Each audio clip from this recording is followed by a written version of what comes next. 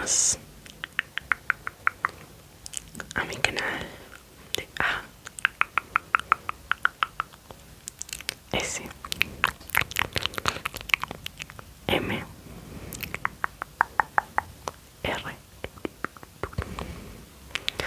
Espero que estén muy bien, que estén cómodos, acostaditos, calentitos.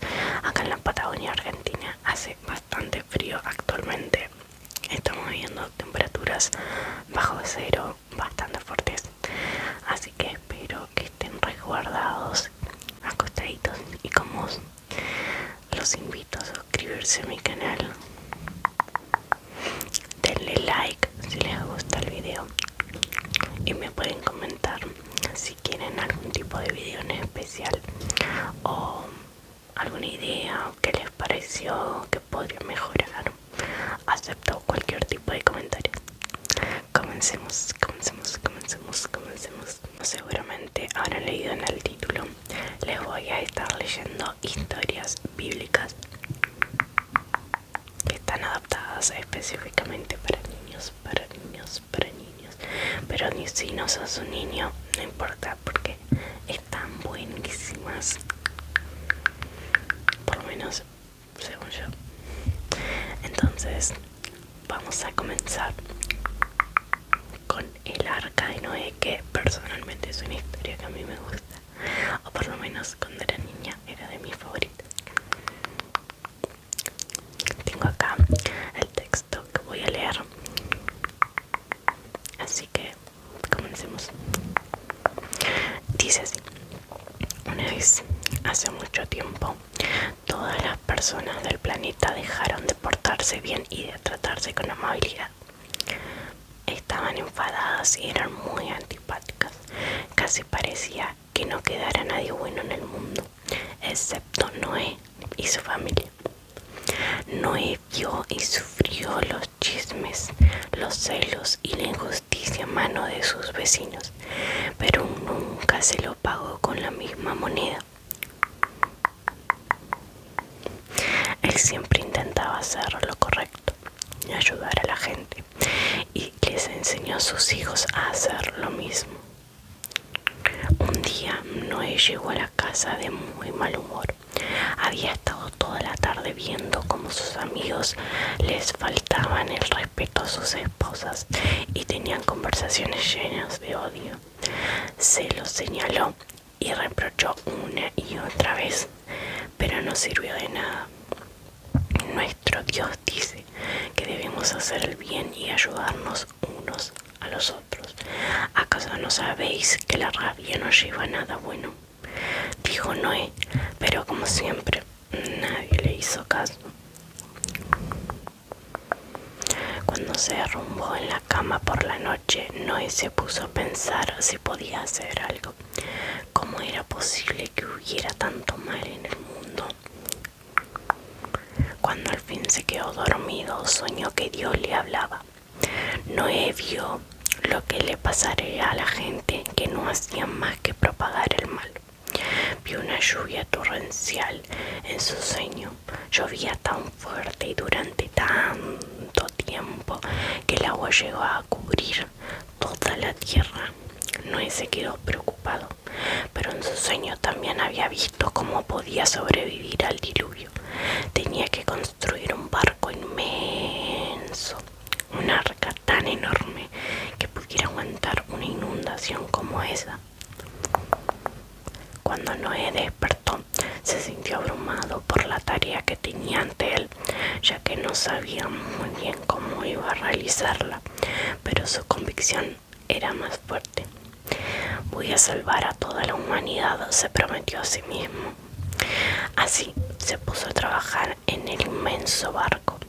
No era tarea fácil, ¿te lo imaginas? Primero tendría que encontrar muchísima madera. Noé le explicó a su familia lo que pretendía, y sus 3 hijos afirmaron que le ayudarían a construir el arca. Trabajaron día y noche hasta que al fin la terminaron. Medía de largo tanto como toda su calle y era tan alta como una casa de tres pisos. La cubierta del barco tenía unas ventanitas pequeñitas y un techado, y Noé también había añadido un portón a un lado para subir el cargamento por allí. Cuando les contó a sus amigos y conocidos el motivo por el que había construido el arca, todos se rieron de él, como que un diluvio. ¿Viste cómo están los campos últimamente? Y tenían razón. La tierra en la región donde vivía Noé estaba seca como una hoja en verano.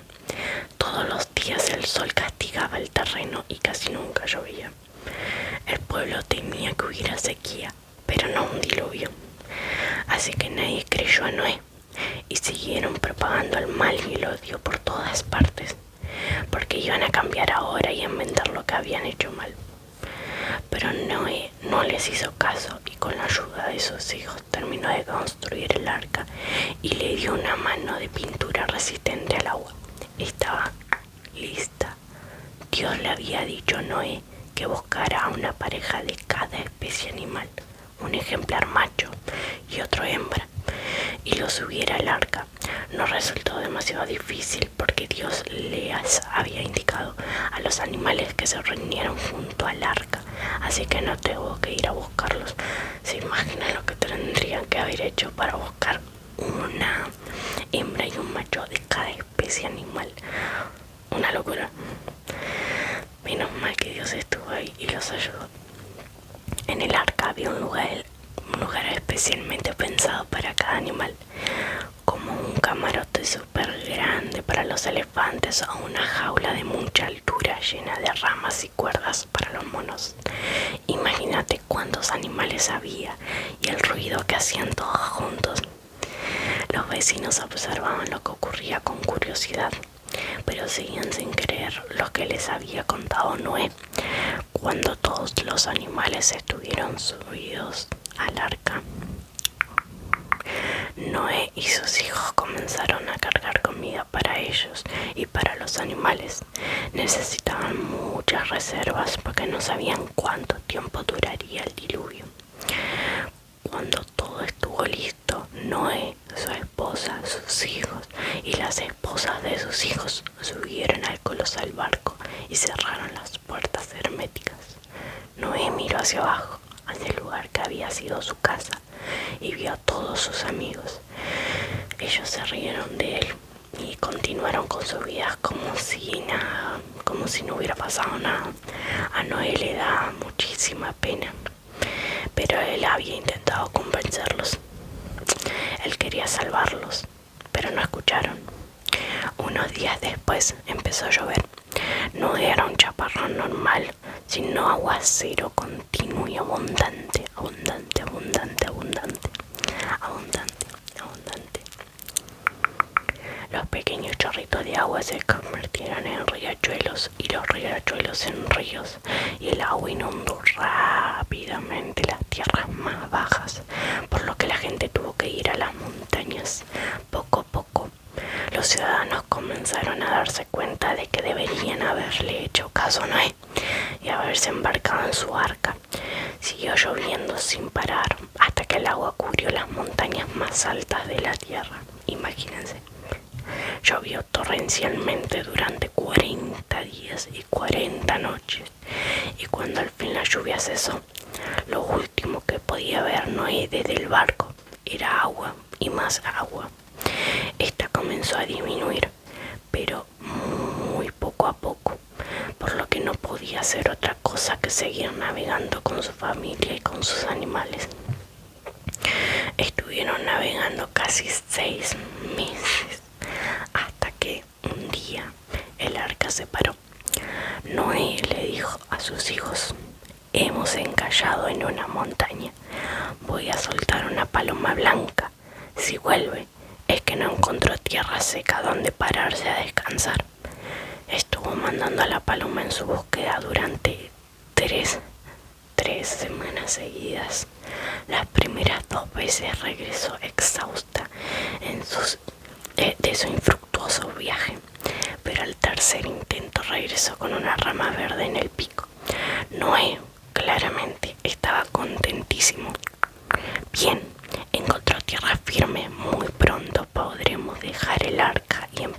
nuestra nueva vida.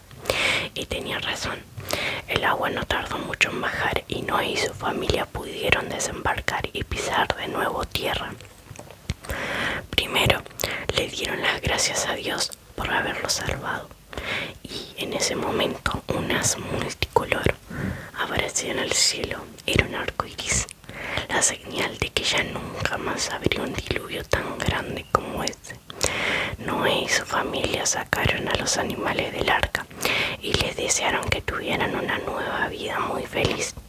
Ellos, por su parte, esperaban que en el mundo no volviera a reinar el mal y el odio, sino que fuera un lugar repleto de felicidad y amabilidad, e hicieron todo lo que estaba en sus manos para que así fuera. ¿Qué te pareció esta historia? Ahora, vamos a leer la torre de Babel, la torre de Babel, la torre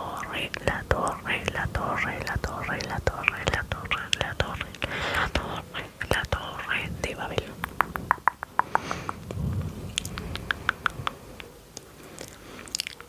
La torre de Babel. Vamos a comenzar. Érase una vez, se decía que todos en el planeta hablaban del mismo idioma. Práctico era eso. Si atravesabas el vasto desierto a lomos de un camello, podrías comunicarte con todas las personas que encontrabas por el camino. La gente se visitaba a menudo y comerciaba activamente con sus productos. Todas las ciudades prosperaban. En la ciudad de Babilonia, la más hermosa de todas, gobernaba un rey llamado Nimrod.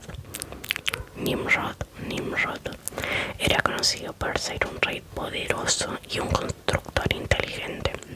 Pero eso no era suficiente para satisfacerlo. Nimrod anhelaba una gloria mayor. Quería ser famoso en todo el mundo, así que decidió construir una torre, pero no una torre cualquiera. Iba a ser la torre más alta del mundo, declaró a su pueblo. Vengan, trabajemos juntos. Construiremos una torre tan alta que llegará hasta las nubes. Haremos lo que ningún hombre ha hecho antes. Los habitantes de Babilonia estaban muy emocionados por esto. Sabían que su ciudad ya era gloriosa, pero si además contaba con una torre o con la torre más alta del mundo, ninguna otra ciudad podría igualarla jamás. Esta idea les emocionaba. La construcción podía comenzar de inmediato. Sin embargo, construir una torre tan grande no es una tarea fácil. Todo debe planificarse y prepararse adecuadamente de antemano. Pero los confiados babilonios no parpadearon. Estaban tan seguros de ser los mejores del mundo que tenían la certeza de que lo lograrían. Comenzaron dibujando planos de cómo sería la torre y decidieron dónde se construiría. Luego clavaron los cimientos. Construyeron algunos andamios y comenzaron a traer los ladrillos, cantando alegremente para que el trabajo fuera más rápido. Día tras día, los constructores colocaban una hilada de ladrillos tras otra, y poco a poco la torre crecía. Al principio era tan alto como las casas de los alrededores. Luego alcanzó la misma altura que el palacio real. No pasó mucho tiempo antes de que se alzara tan alta como las majestuosas colonias que se alineaban en el horizonte. Cada mañana, tan pronto como los babilonios se despertaban, pensaban en la torre. Ya no les interesaba nada más. Era tan alta que casi tocaba las nubes. La gente se decía con orgullo: esta será sin duda la torre más alta del mundo.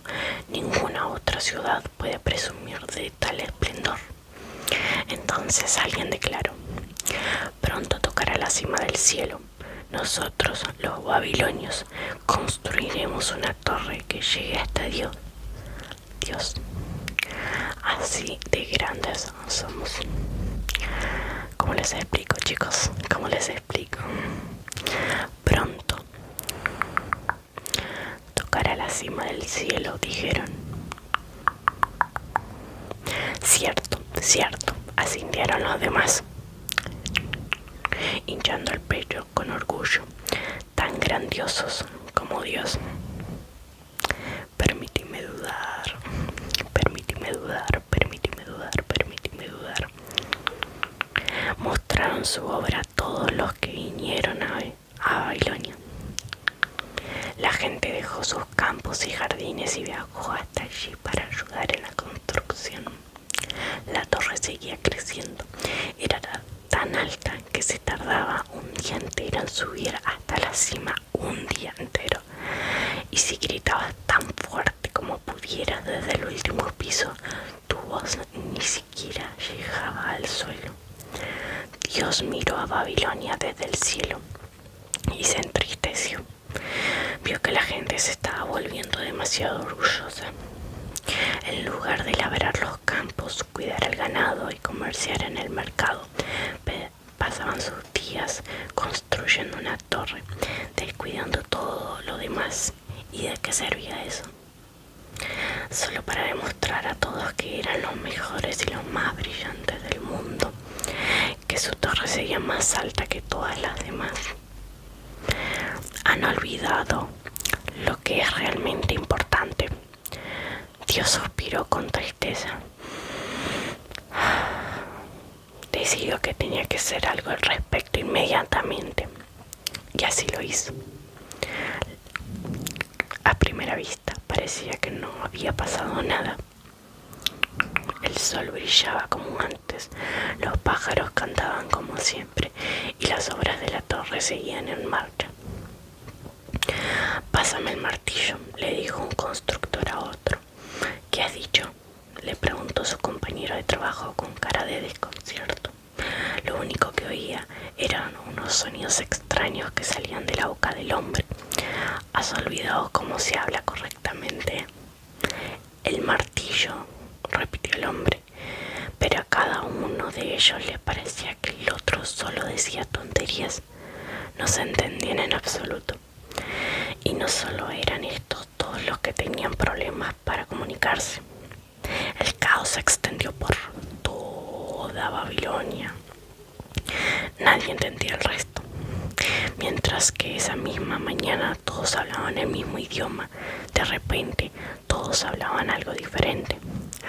Nadie entendía quién necesitaba qué, quién quería decir qué.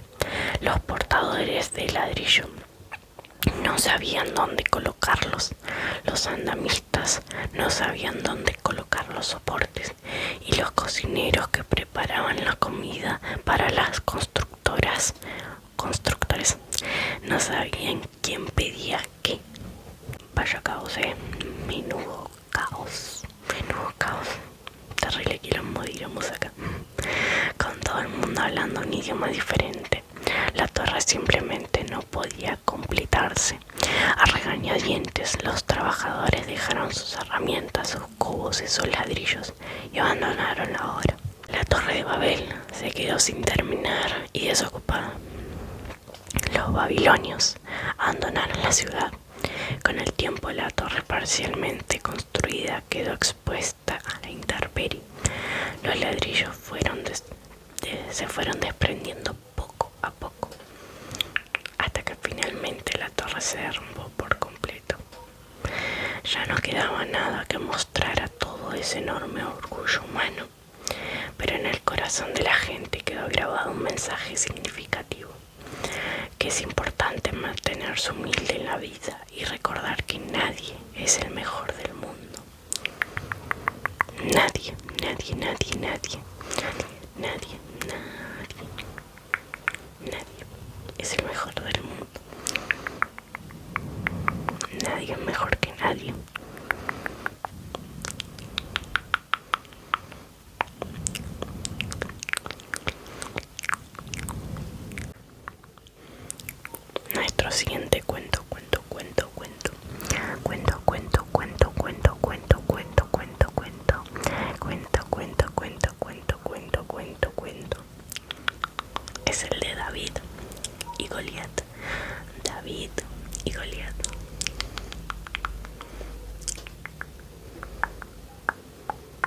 David y Goliat, David y Goliat. Y dice así: Érase una vez un rey llamado Saúl que gobernaba la tierra de Israel. Como suele ocurrir, su pueblo tenía grandes y continuas disputas con sus vecinos, llamados filisteos. Con el tiempo, esas disputas se agravaron tanto que los dos pueblos se declararon la guerra y sus ejércitos acamparon uno frente al otro. Los israelitas se encontraban en una mala posición, ya que el temible Goliat luchaba del lado de los filisteos. Era un guerrero enorme y fuerte que parecía un gigante. Los israelitas le tenían miedo y hasta entonces nadie había sido capaz de derrotarlo. Cada día Goliat desafiaba al guerrero israelí más fuerte a un duelo y hasta ahora todos habían perdido. ¿Cómo podrían derrotar a los filisteos mientras Goliat estuviera allí? La guerra siempre es terrible para ambos bandos. Muchos jóvenes tuvieron que dejar a sus familias e ir a la batalla. Entre ellos, un joven llamado David se entristeció cuando todos sus hermanos se marcharon de casa para ir a luchar. David no quería luchar, prefería quedarse y cuidar de las ovejas, ya que no quedaba nadie para cuidarlas. Intentaba ayudar en todo lo que podía en casa, y un día su padre le pidió que llevara pan y queso al ejército para que pudieran mantener sus fuerzas. En ese momento, el rey Saúl y sus guerreros se encontraban en una situación muy difícil y necesitaban toda la fuerza que pudieran reunir. Cuando el joven y menudo David llegó al campamento militar, todos se burlaron de él. ¿Qué haces aquí, enano? Este no es el lugar para ti, se burlaron los soldados. ¿Quieres apostar? Puedo hacer mucho más que tú, replicó David, y fue a entregarle al rey las cosas que había traído. El rey estaba de muy mal humor debido a todos los fracasos militares. David quería animarlo, así que le sugirió: mi señor, ¿y si yo derrotara a Goliat? El rey no quería ni oír hablar del tema. Imagínense, estaba repodrido. ¿Cómo lo harás si ni siquiera los guerreros más fuertes lo han conseguido? Mira lo pequeño que eres. Derrotaré a Goliat con la ayuda de Dios, insistió David con calma. Al final, el rey cedió, pero con una condición. Si estás tan seguro, puedes intentarlo, pero primero debes ponerte mi armadura.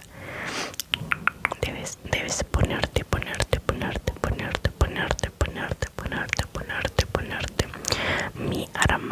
Debes ponerte mi armadura. David se la puso, pero no podía moverse con ella. Es demasiado grande para mí, no puede ir a la batalla así. Se rió David, y cuando el rey lo vio, también se echó a reír. Así que el valiente David se enfrentó al gigante Goliat sin ninguna armadura. Ni siquiera tenía una espada o un escudo. Lo único que llevaba consigo era su arma de pastor, una bolsa de piedritas y una onda.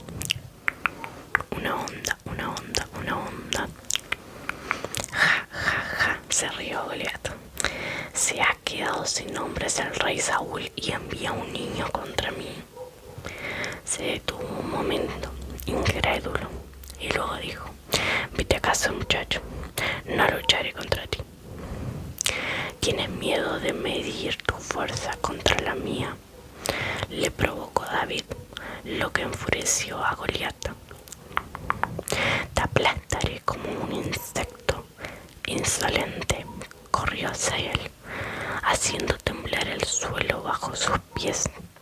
David sacó una piedra de su bolsa, tensó su onda, apuntó con cuidado y disparó. Goliat corrió unos pasos más, pero luego se detuvo. Se tocó la frente, se tambaleó y cayó al suelo como un saco de piedras. La piedra de David le había dado de lleno en la frente, en la frente, en la frente. ¡Hurra, hurra! David es nuestro héroe, gritaron en alabanza todos los israelitas. La victoria de David inspiró a los demás soldados. Vieron que siempre es posible enfrentarse al mal, incluso cuando uno se siente pequeño o débil. Al fin y al cabo, a veces el coraje y la inteligencia son más importantes que el tamaño y la fuerza.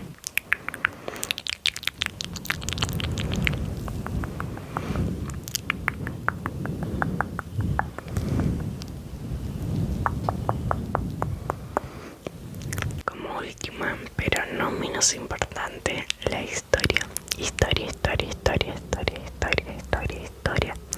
Historia, historia, historia, historia, historia, historia, historia, historia. Historia, historia, historia, historia, historia.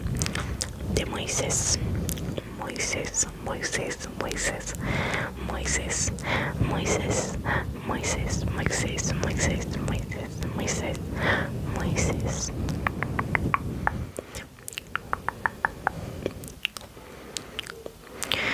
Dice así: hace mucho tiempo el pueblo judío vivía en la tierra de Egipto. Sin embargo, los egipcios no los trataban muy bien. Les exigían trabajos muy duros y en una ocasión el faraón egipcio incluso decidió acabar con todos los niños judíos. Qué injusto puede ser a veces la vida para algunos, ¿no? Que te critiquen, te castiguen, incluso te limiten solo por ser de otra religión, otra raza, otra lengua, con otras costumbres. Es algo que se repetía mucho a lo largo de la vida y que la verdad no entiendo cómo hay gente que puede hacerlo. Pero bueno, continuemos. Justo en ese momento nació en Egipto un niño judío al que llamaron Moisés. Su madre se enteró del terrible plan del faraón y decidió que no dejaría que le pasara nada a su hijo. Así que tejió una cesta con juncos, colocó a su bebé dentro y la dejó flotar por el río Nilo. Quizás alguna persona buena encuentre al pequeño Moisés y lo críe como si fuera suyo, pensó con esperanzas mientras veía con tristeza cómo el agua se llevaba a su hijo. No sabía que la princesa egipcia, hija del faraón, se estaba bañando en el río no muy lejos de allí. La princesa vio la cesta flotando y rescató al bebé. Como Moisés aún era un bebé muy pequeño, la princesa contrató a una nodriza para que le ayudara a cuidarlo. Las nodrizas, si no tengo mal entendido, corríjame a alguien, eran personas, mujeres obviamente, que habían sido madres hace muy poco, entonces todavía o habían perdido a sus niños, todavía tenían la capacidad de poder amamantar. Entonces, o también creo que en algunos casos, depende de dónde, eran mujeres mayores con experiencia. Entonces, o podrían ayudarlas en el cuidado en sí del niño, o podrían amamantar y alimentarlo. Por las dudas. Por suerte, continuemos. Eligió a su verdadera madre para que fuera su niñero. Así Moisés creció como un hijo de la realeza, pero gracias a la educación que recibió de su verdadera madre, su corazón seguía estando con el pueblo judío. Un día, cuando ya era adulto, ocurrió algo desafortunado. Moisés vio a uno de los sirvientes del faraón tratando injustamente a un trabajador judío y golpeándolo brutalmente. Moisés intentó detenerlo.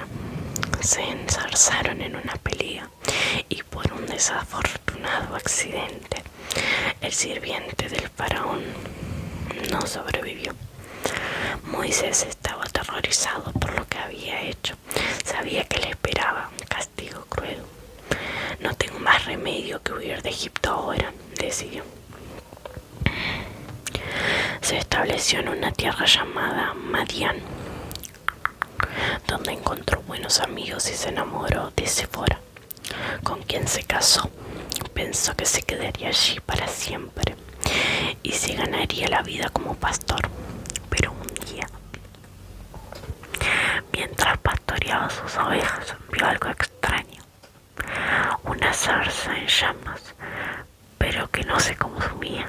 Moisés se acercó para verla más de cerca y de repente se dio cuenta de que Dios le estaba hablando desde la zarza.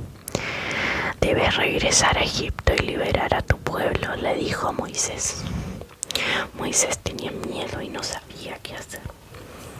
Pero Dios le prometió guiarlo y finalmente Moisés emprendió su viaje. Cuando llegó a Egipto fue a ver al faraón en persona y le presentó su petición. Libera al pueblo judío de la esclavitud y déjales marchar. Quiero sacarlos de Egipto y llevarlos a la tierra prometida. Pero el faraón, obviamente, se negó. ¿Por qué iba a dejarlos ir? Les resultaba muy útil tener a tanta gente trabajando duro para los egipcios. ¿Qué ganaba él con que se marcharan de Egipto?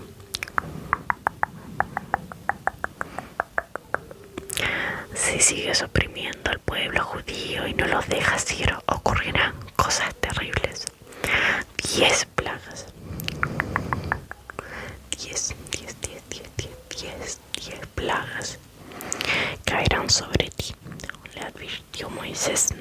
Pero el faraón se sentía poderoso y no lo tomó en serio. Y efectivamente empezaron a suceder cosas, una catástrofe tras otra.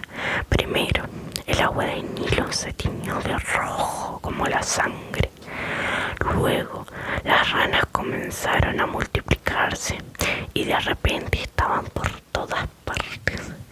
A continuación, llegaron enjambres de mosquitos y moscas molestas y la gente se vio afectada por enfermedades y cubierta de forúnculos y granos. Las cosechas fueron destruidas por tormentas de granizo y enormes enjambres de langostas. Por último, pero no menos importante, la oscuridad cayó sobre la tierra y el sol no salió en absoluto durante tres largos días. Tres largos días.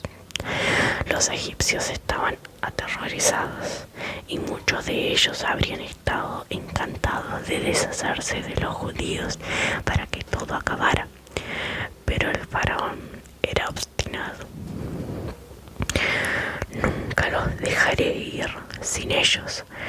¿Quién construirá mis templos y palacios? Por favor, déjalos ir. Lo peor aún no ha llegado, suplicó Moisés en vano. Pero el faraón no le escuchó. Entonces Moisés dijo a todos sus vecinos judíos que hicieran una marca especial en sus puertas antes de irse a dormir. Por la mañana se oyó un terrible llanto por toda la ciudad. Todas las familias cuyas puertas no estaban marcadas con el signo especial habían perdido a sus hijos mayores durante la noche. Incluso el propio faraón. Esto finalmente obligó al faraón a rendirse. Marchaos, dijo a los judíos. No quiero volver a verlos aquí nunca más. Entonces Moisés llamó a su pueblo para que partieran y se pusieran en marcha hacia el mar. Pero antes de que hubieran avanzado mucho, el faraón cambió de opinión e, impulsado por una ira tremenda, partió con sus soldados en persecución de los judíos. En persecución de los judíos. En persecución de los judíos. Apresurándose para alcanzarlos. ¿Qué haremos, Moisés?, preguntó el pueblo con temor mientras miraban el mar frente a ellos y a los soldados detrás. No tenían a dónde huir. De repente una enorme nube de polvo imposible de atravesar apareció entre ellos y los soldados. No temáis, Dios nos guiará, les dijo Moisés, agitando su bastón. Al hacerlo ocurrió algo sin precedentes. Las olas del mar se separaron y entre ellas apareció un camino. El pueblo judío no podía creer este milagro. Huyeron por el camino seco en medio del mar hasta llegar al otro lado. Los atónitos soldados egipcios se detuvieron en la orilla y observaron con incredulidad.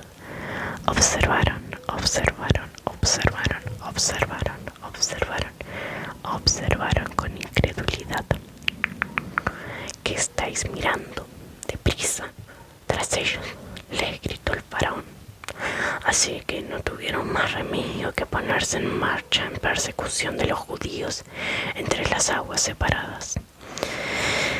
Pero tan pronto como el último de los judíos llegó al otro lado, el mar volvió a cerrarse y arrasó con todos los soldados egipcios. Estamos salvados, gritaron los judíos cantando y regocijándose por su nueva libertad. Estaban felices de que su dura vida en la esclavitud egipcia hubiera terminado y esperanzados de que se avecinaran nuevos tiempos mejores. Moisés los llevaría sin duda a un buen hogar.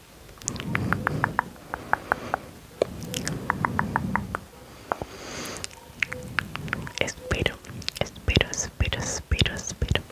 que te hayan gustado estas historias, que te hayan gustado.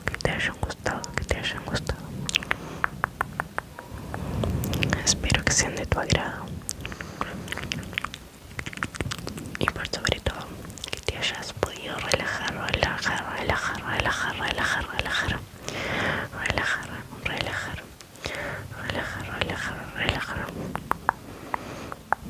Nos estamos viendo en un próximo video. No olvides darle like si te gustó